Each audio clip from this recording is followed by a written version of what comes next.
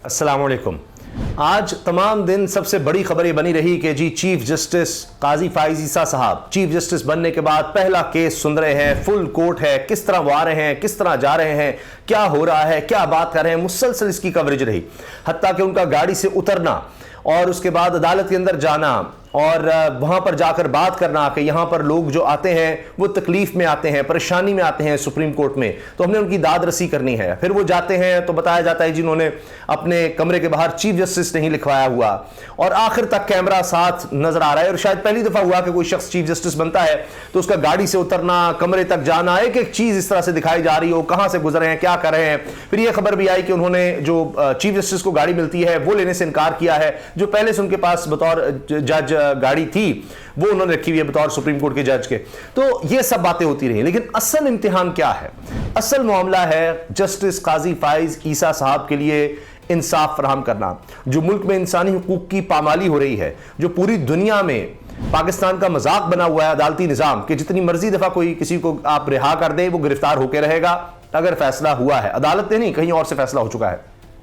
अब आप आज देखिए कितना एक दुखी मंजर, कितना एक दुखी मामला हमारे सामने आया कि एक छोटा सा बच्चा अपने बाप को तरसता तरसता वो दुनिया से चला गया। अम्मार इबाद फारूक का बेटा, अम्मार बच्चा जो अपने वालिद के लिए, और उसकी ज़हनी हालत इतनी ज़्यादा ख़राब हो गई और जिसका हमने पहले पिछली वीडियो में भी तफसील से जिक्र किया है। तो अब ये तहरीक इंसाफ का चूँकि एक कारकुन, एक सियासतदान, वो गिरफ्तार होता है तो उसके बाद उसका बच्चा बीमार हो जाता है और कहा गया कि जी छापों की वजह से इतने ज़्यादा छापे मारे गए पुलिस की तरफ से कि वो खौफजदा हो गया। बहुत से मनाजिर हमने देखे हैं। अब तो यह है कि पुलिस आती है तो सीसीटीवी फुटेज भी साथ ले जाती है, लेकिन फिर भी कुछ सामने आ जाती हैं। अभी एक वीडियो वायरल हुई कि खातून अकेली घर में है और बच्चे हैं, छोटे छोटे बच्चे बाहर सहन में सो रहे हैं, पुलिस आई है और वो इतने खौफजदा हो गए, इतने सहम गए असलहा देखकर, तो वो सारी जिंदगी इस ट्रॉमे से नहीं निकल सकते। अब यही कहा जाता है इस बच्चे के साथ हुआ, और वो अपना ज़हनी तवाज़ुन इस हद तक खो बैठा कि उसको इस तरह झटके से, फिट से पड़ते थे और बस हालत उसकी बिगड़ती चली गई, लेकिन फिर भी बाप को नहीं मिलने दिया गया। तो ये केसेस हैं, ये चूंकि आज का केस है तो मैं इसलिए इसको कोट कर रहा हूँ। इसी तरह से बहुत से केसेस हैं कि जनाब गिरफ्तार हुए हैं, पता ही नहीं कहाँ पर हैं, क्या किया जाएगा उनके साथ, क्या सलूक हो रहा है, घर वाले नहीं मिल सकते, जमानतें हो रही हैं या तो फिर गिरफ्तार हो रहे हैं, या जमानत होती ही नहीं है, आगे से आगे केसेस बनते चले जा रहे हैं, खवातीन इस तरह से कैद हैं। तो ये बहुत से मामलात हैं जिन पर काजी फाइज साहब का एक बहुत बड़ा इम्तिहान होगा। अब इसी बारे में तहरीक इंसाफ की तरफ से क्या पैगाम आया है? इमरान खान साहब जेल में हैं, आज भी उनका साइफर केस लगा हुआ था, उसमें फिर उनकी वो जमानत का केस था, एफआई को नोटिस हुए हैं, और आज ये हुआ कि दरखास्त की गई कि अब समाअत जल्दी की जाए, लेकिन नहीं। पहले हुमायूं दिलावर वाला केस हो तो हमने देखा वो तो मिनटों की बात थी, मिनटों घंटों के साथ ब्रेक्स के साथ समाअत हो रही थी, मगर उसके बाद डिले, और अब यहां भी इसी तरह से हम देख रहे हैं। तो ये चीजें हैं जो कि इम्तिहान हैं जस्टिस काजी फाइज ईसा साहब के, असल इम्तिहान।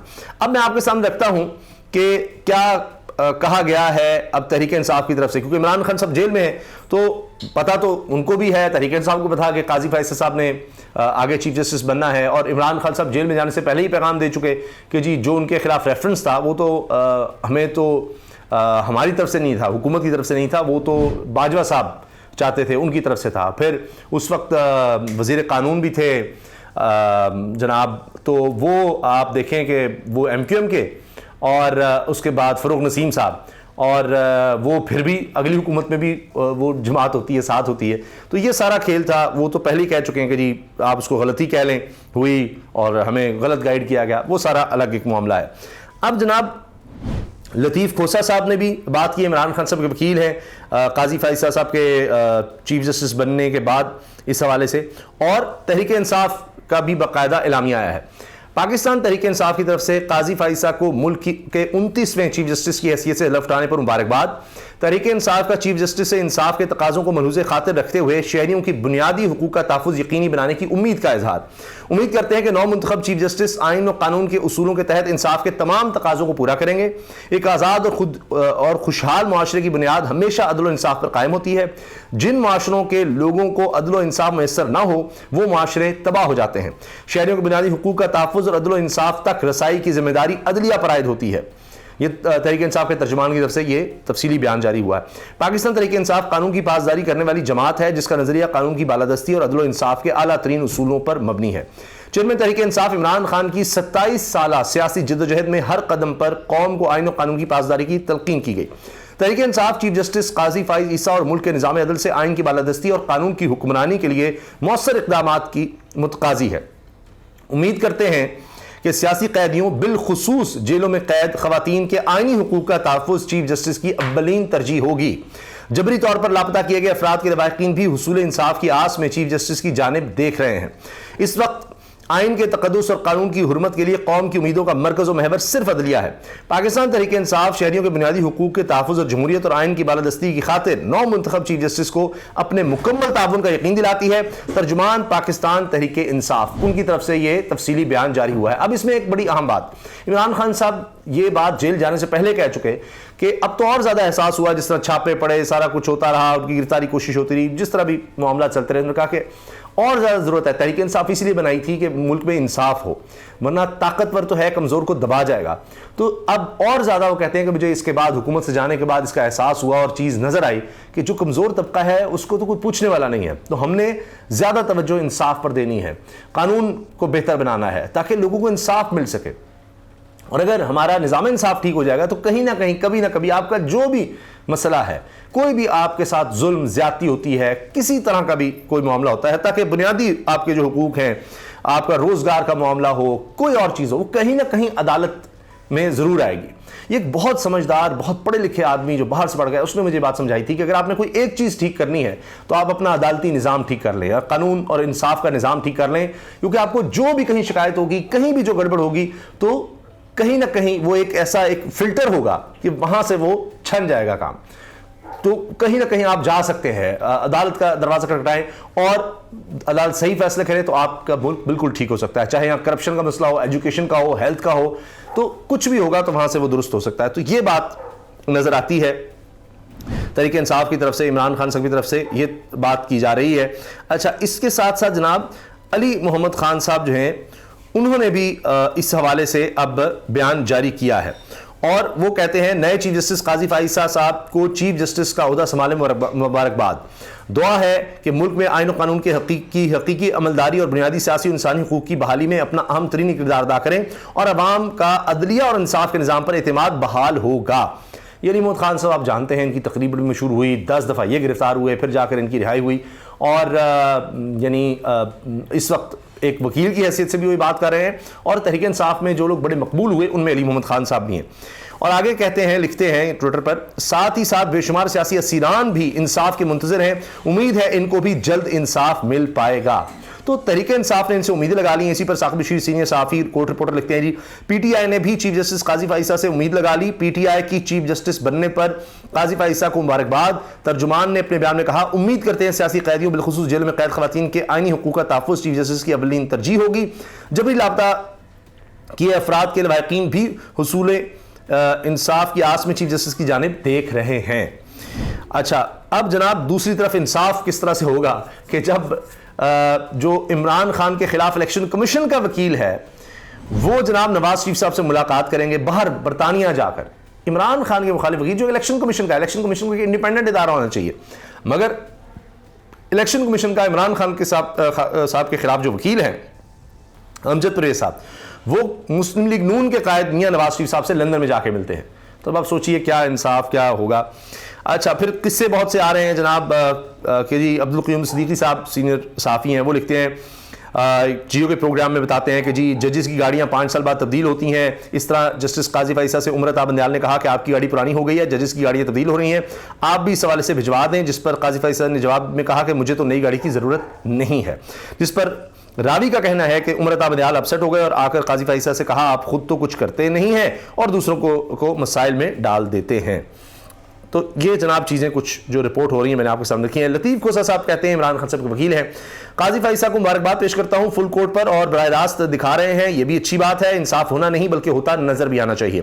اب کوئی بات خفیہ نہیں ہوگی, عوام کو تمام آگہی جا رہی ہے, سب کچھ براہ راست نظر آ رہا ہے. اب سپریم کورٹ کے 15 ججز ایک ساتھ بیٹھے ہیں, یہ بہت ہی خوش آئند ہے. سابق چیف جسٹس جس کیس پر فیصلہ نہیں دے سکے وہی کیس سب سے پہلے سنا جا رہا ہے فل کورٹ کی جانب سے. چیف جسٹس نے آج واضح کہا, میں نے حلف اٹھایا ہے آئین کی پاسداری اور قانون کی حکمرانی کا. سب ان سے امید لگا رہے ہیں کہ جناب آئین اور قانون کے مطابق فیصلے ہوں, آئین اور قانون کا بول بالا ہو. اسی میں ایک اور چیز میں آپ سے عرض کر دوں کہ عمران خان صاحب کی جو تحریک انصاف جماعت ہے اس کے بانی ارکان میں سے حامد خان صاحب ہیں. اب ان کی جو پینل کے وکلاء ہیں وہ بھی بڑے ایکٹیو ہو چکے ہیں. وہ کہتے ہیں ARY کو انٹرویو دیتے ہوئے کہ جلد یا بدیر ان کو خان سے سمجھوتا کرنا پڑے گا. PTI بڑی پارٹی ہے, اس کے بغیر الیکشن کی ساکھ نہیں. نواز شریف زیر عتاب تھے تو ان کی پارٹی کو پوری آزادی تھی. وکلاء تحریک میں ایسے بھی ہیں جو بظاہر ہمارے ساتھ لیکن اندر سے دوسری طرف ہیں.